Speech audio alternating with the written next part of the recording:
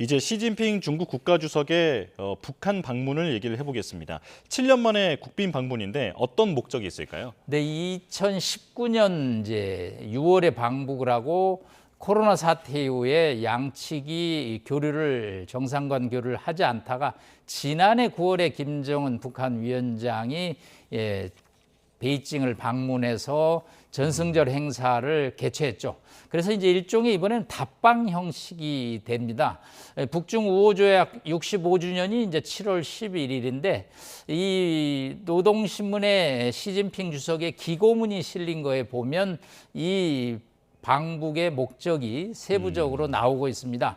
일단은 시 주석 입장에서는 전략적 동맹의 회복이라는 표현을 쓰고 있습니다. 예. 그 얘기는 결국은 이 시계추 외교라고 저희가 그럽니다. 북한 외교를 베이징에 갔다가 모스크바로 갔다가 좌우로 시계추처럼 움직이는 외교를 통해서 북한은 실리를 추구했는데 지난 2024년 이 김정은 위원장이 15,000명의 병사를 우크라이나 전선에 이제 파병함으로써 러시아 쪽으로 시계추가 급격히 기울었죠. 예. 자, 이것을 다시 복원해야 됩니다.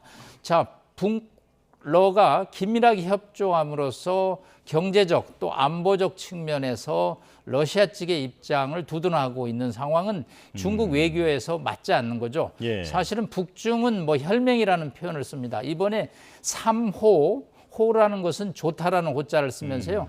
좋은 이웃, 좋은 친구, 좋은 동지라는 표현을 쓰고 있습니다.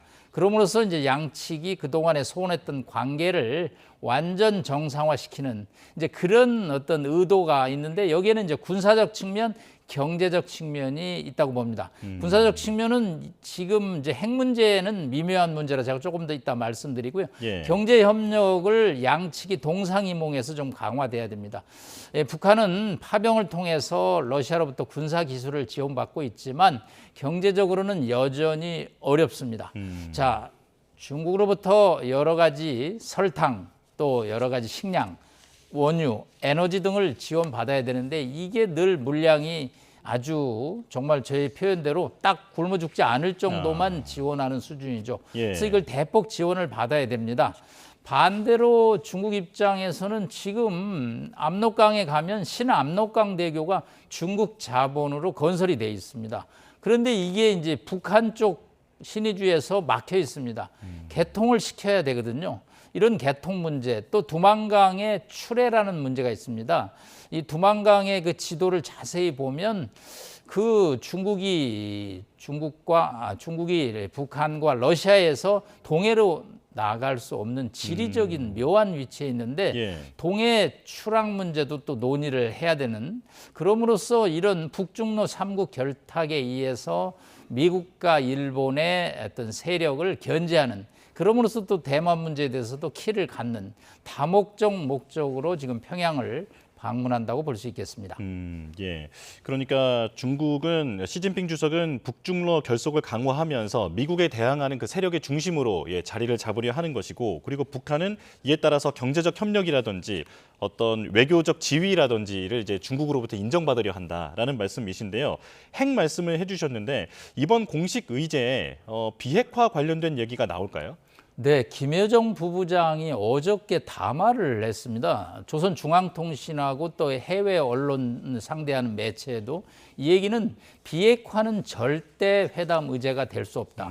그리고 이건 헌법상의 권리로 불태라는 말을 썼습니다. 예. 결코 후퇴할 수 없는 문제라는 얘기죠. 그 얘기는 시 주석이 평양에 와서 비핵화 의제를 꺼내지 말라는 사전의 일종의 봉쇄 메시지라고 볼 수 있는데 이런 북한의 입장은 지난 5월 14일, 15일 베이징에서 미중 정상회담이 열렸죠. 그때 미중 정상이 북한의 비핵화를 논의했다라는 문장이 미 국무부에서 나오고 있습니다. 그랬더니 국무부의 발언을 정면으로 부인하고 있습니다.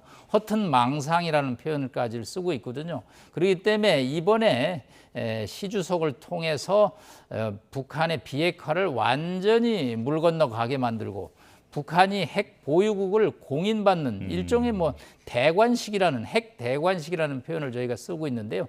그런 정도로 핵 보유국의 입지를 굳히는 그렇기 때문에 지금 최근 한 3, 4일 동안에 김정은의 현지 지도를 보면 탄도 순항 미사일, 기지, 무기 기지, 강건함 뭐 완공 등등 여러 가지 군사 시설을 지금 집중적으로 방문하는 것은 시 주석에게 북한의 비핵화를 얘기하지 말고 우리는 우리 마이웨이 길대로 군사력을 확대 강화시키겠다. 이제 이런 입장을 지금 보이고 있습니다. 예, 말씀을 들어보니 이번 회담이 한반도 비핵화에 아주 중요한 분수령이 될 수도 있겠다라는 생각이 듭니다.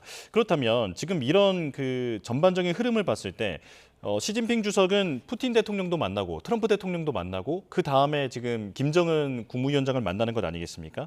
이 다음에는 북미 대화가 이루어질 수도 있겠다라는 전망이 나오는데요. 이건 어떻게 전망하십니까? 사실 올해 처음으로 시진핑 주석이 해외 방문에 나서는 겁니다. 네. 사실은 지난달까지 정말 베이징의 외교 문턱이 닳도록 외국 정상들이 방문했거든요. 트럼프 대통령이 오고 그 다음 주에 푸틴 러시아 대통령이 오고 파키스탄 대통령이 오고 정말 유럽의 정상들도 앞다투어서 베이징을 방문했는데 이제 시 주석이 처음으로 평양을 이제 방문을 하는 거죠.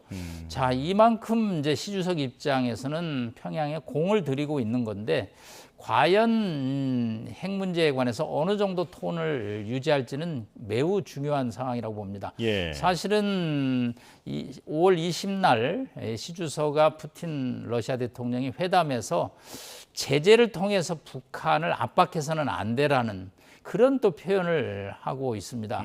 그 얘기는 이제 비핵화에 대해서는 모호한 입장을 보이지만 이 북한 제재, 대북 제재에 관해서는 미국이 강하게 나서면 안 된다라는 입장을 보임으로써 이번 북중 정상회담에서는 비핵화 문구와 대북 제재 문구 또 동북아의 전략적 안정 문제에 관해서 어떤 표현이 실릴지 매우 귀추가 주목된다고 볼 수 있겠습니다. 예. 우리 정부가 지금 처한 상황이 상당히 복잡해졌다라는 생각이 드는데요. 말씀해 주신 것처럼 북중러 밀착이 강화되고 만약 이번 회담에서 중국이 북한의 핵 보유를 최소 묵인하는 어떤 결과로 이어진다면 우리는 앞으로 외교적으로 어떻게 해야겠습니까? 네, 사실은 이재명 대통령의 방 중에서도 이 문제가 논의가 됐을 것으로 추정이 됩니다. 일단 북한의 핵 보유국 공인은 우리에게 실존적인 위협으로 다가올 수밖에 없기 때문에 우리 입장에서는 북한의 핵 보유국 공인은 있을 수가 없는 상황이죠. 그렇기 때문에 일단 외교적인 문제로 풀어서 시 주석이 김정은 위원장을 설득해서 트럼프 대통령과 회담을 하라. 이제 그런 게 1차 우리 정부의 지금 해법입니다.